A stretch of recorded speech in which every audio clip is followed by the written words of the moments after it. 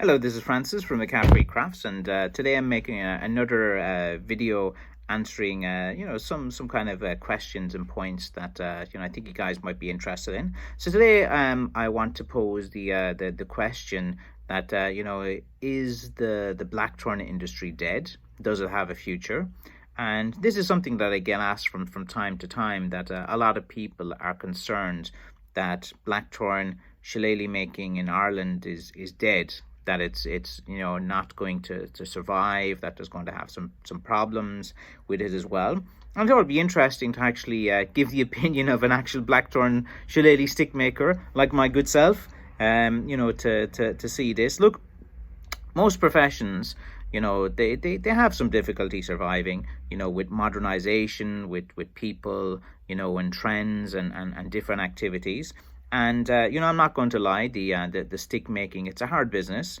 It's physically demanding. It's prone to injury. Your eyes with the sawdust. You take all the precautions that you need, and you still get injuries as well. Blackthorn itself is a very poisonous type of business, because the thorns are can be quite poisonous as well. So there is that element of danger. Also, the supply is quite difficult to find. Like, blackthorn pretty much grows all over Ireland, but the bushes are usually quite small and exposed to the sun, so it's very hard to find actually a piece of wood that is over 3 foot in length in which you can make a walking stick, because most blackthorn, it just kind of grows like a foot one direction, foot another direction, and it just gets really twisty, and you're unable to make a walking stick from those little smaller pieces. So there is some difficulty in the blackthorn industry, in terms of the entry into it, because another point as well is that when you decide to be a blackthorn stick maker, when you cut a piece of blackthorn, you have to wait 2 to 3 years before you can work in it. So what business can you start where you get your stock and you have to wait 2-3 years before you can use it? So there's a big amount of time you need to put in, a few years of groundwork before you are at the stage where you actually have a business as well. And like, to have a business, depending on what your salary you want to be, like, are you going to be able to make 20-30 sticks a week? Are you going to be able to sell 20-30 sticks a week? You have to look at as well, you have to pay all your taxes. You have VAT, you have customs tax, you have your different tax brackets. Like, you have to pay your accountant each year to do your taxes, and you have to do your VAT returns every 2 months.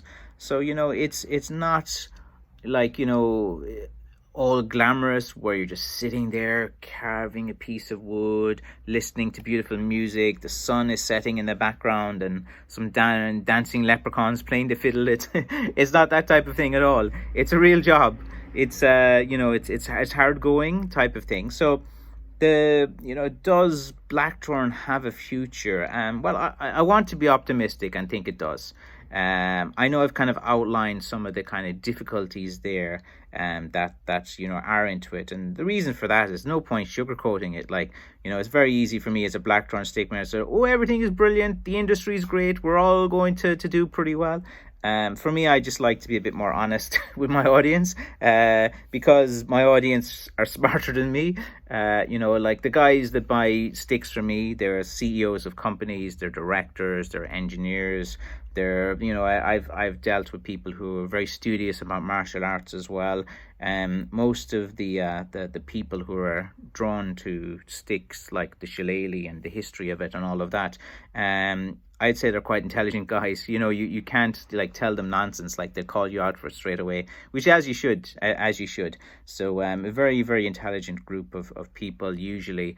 And this, I want to be optimistic and say so. But look, it has a number of challenges as well, because the only way this will survive is to kind of get people involved in it as a hobby, but you have to kind of let them know of the kind of dangers and the risks and the safety aspect as well, because you don't want to encourage someone to go into something that they're going to get hurt with.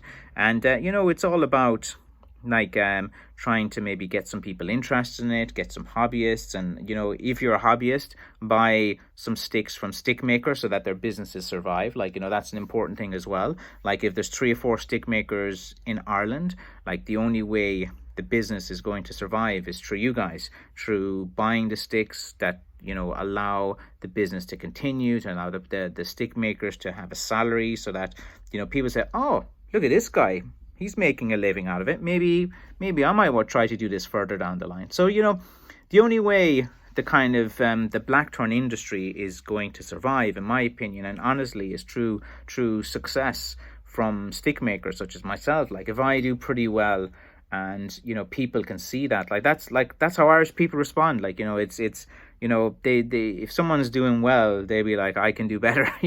Let me have a go at this. And that's the only way you're going to kind of stimulate kind of activity. And like, you don't want to be like attracting these guys that just want a quick buck.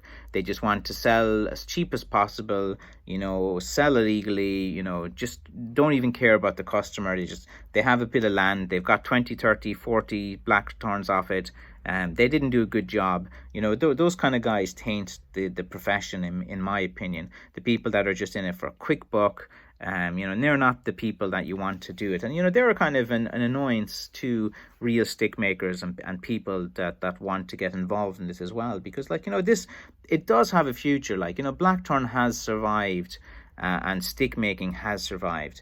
It's very niche. Like, it's very much a one person type of business, and you have to do a lot of your own personal branding. You have to tell your story as well. Like, for me, like, if I was just not out there and no one saw my face and I was just, here's a stick, buy it, there's no kind of connection as well. Like, so for this type of business, you really have to kind of tell your own personal story. You have to be as honest and authentic as possible. No nonsense, or no telling stories about this is magic, or these crystals on it, or all of this kind of nonsense. Like, I've always kind of been a little bit annoyed with how Irish products are marketed. This magic leprechaun type thing, or loads of shamrocks and stuff. Like, that stuff just looks tacky, and to an Irish person, they just look at that and go, no, I don't want to be involved in that. It's just terrible and cringy and just not good. So it's all like the longevity of blackthorn shillelagh making has to do with how it is viewed. If it's viewed as a very cool profession, as a profession where people have been successful, people who do it as a hobby and then try to develop their hobby well. It's one of those things that, like, if you're willing to put in the time, it can be very rewarding. You need a lot of patience. It's not a get rich quick scheme. It's get an okay living after some time type of experience. It's you're not going to get like super rich, because you cannot make that many sticks, and you don't want to go the factory made sticks kind of route as well, because it takes away the whole charm. Like, the reason people buy like a walking stick is, like, from myself, is it's handmade, it's Irish. They like the connection as well. And I'm a big proponent for craftspeople who make their own product, and I'll always support craftspeople. Like, when I go on holiday myself, if someone's making some stuff, I appreciate that. I know the time and effort it goes into it. And like, the only like, if I go on holiday one year and I want to go back to that person the second year, the only way he's going to be there the second year is if people buy with him the first year. So if I like his product, I have a use for it, and it looks pretty cool, I'll always like support other craftspeople as well, because I think that's what needs to be done. It's unless people are successful in this type of game, it's not going to survive. It's going to have its difficulties. The supply of blackthorn moving forward is going to be the biggest hurdle I see in blackthorn shillelagh making, because there's less land, farmers are cutting their hedges back a bit more, it grows